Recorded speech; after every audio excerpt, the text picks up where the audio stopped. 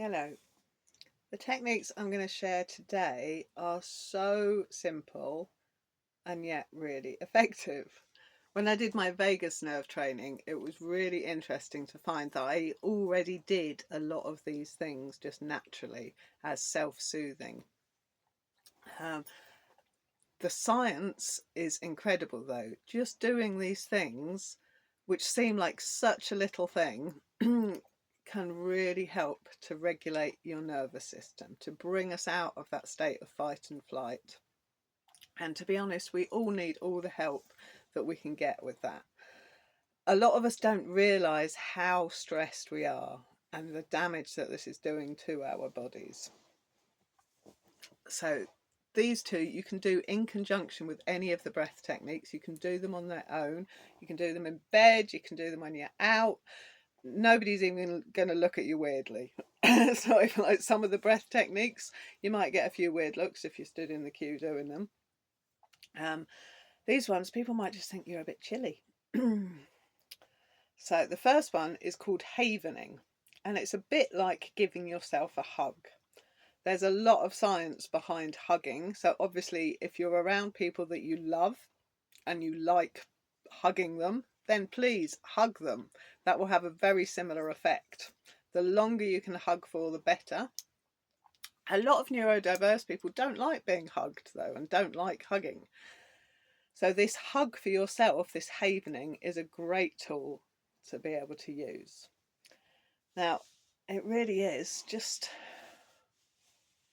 stroking yourself, holding yourself, squeezing your arms. You can do it through clothes. Got my handy poncho one so I can get underneath to my skin quite easily. You can do it skin to skin. Combined with the breath, it's even better. Get it getting really cozy in here, like really squeezing tight. Do what works for you. That's the joy of most of these techniques. There's no point in doing something that isn't feeling good to you. So some of these techniques you won't like. Everybody's not going to like everything. I'm sharing a lot of different things, so just find what works for you. Just really hugging myself tight here.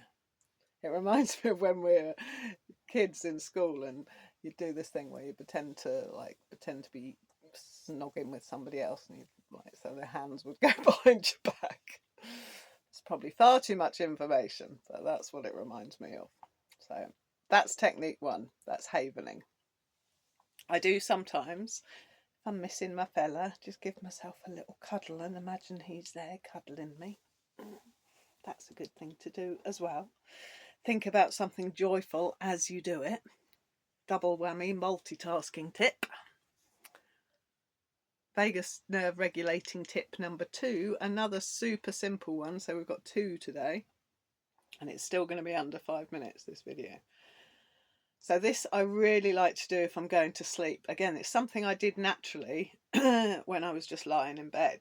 So you're putting your hand on your heart and your hand on your belly. Now I go left hand on heart, right hand on belly. That's just what feels right to me. If it feels right to you doing it the other way around, then do it the other way around. Now this is nice and grounding. The vagus nerve travels down the side of our head on both sides, goes down the neck, kind of down here, down into the heart. There's 2 sides of it. And then down through the lungs, down into the belly. So we're just placing our hand here, and placing our hand here. Don't ask me how this works, that I cannot tell you, but I know that it does. So just holding yourself like this can have a grounding, calming effect. If you combine it with the breath, even better. Any of the breaths I'm going to share with you. So you could combine it with the box breath that we did yesterday.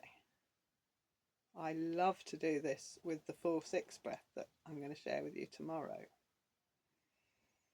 It's really good when you do diaphragmatic breathing because you really want to make sure that your belly is rising as much as your ribs. Often when you breathe, your rib cage will expand, but your belly won't. So obviously when you've got your hand on your belly as well, you can focus in on whether the belly's rising. None of those things are necessary though for this technique to be beneficial. You can simply just hold your hand on your heart and hold your hand on your belly and breathe. Always breathe.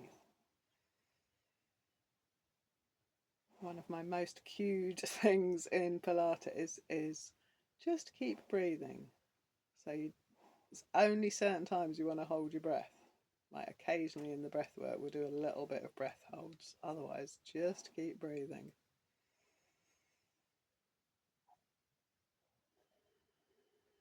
Okay, I've waffled on a little bit, so we've gone up to 5 minutes 50.